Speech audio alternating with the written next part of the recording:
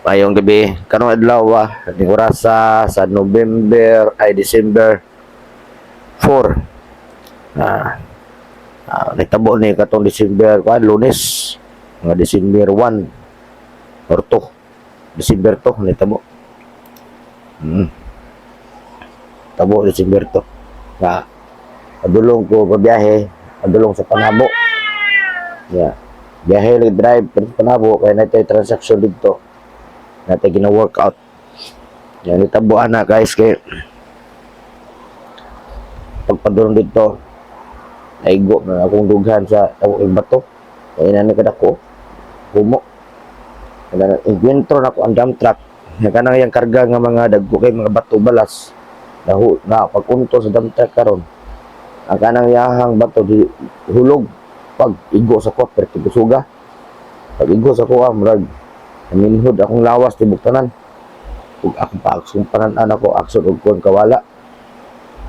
Yo to guys ga ato tubo na oto nga kuan tugong may bila.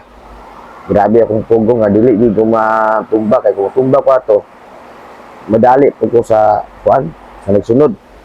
Kay sa nagsunod na ko dagko po sa kinan dump truck. Ito nga dump truck sa province dito siya. Kay orange man yung color. So ako nakikita ang kuan ganing plate number kay tungod sa sugi kusog pud akong dagan ako to mga 80 o dagat sug kayo tagbo gid akong bato oto pag abot dito sa nahan grabe akong pamirsa nga di gid ko makuan badag timot ug padayon kong dagan ug dito ko ni hapit ko sa simbahan ni Bishop Camilo para magpa-relax. Abot ako dito lisod ko ginhawa. Ganay hitabo guys na grabe itong sulay ba. Kaya pag uli na ako dito ko gilantan ko uli ko pagkatagtaod medyo nakarekabe gamay ito ni uli ko pag uli ako sa balay gilantan ko mayo gitakip ko mayo ano ito ang doon na ko mayo sa imong lawas ito pangitabo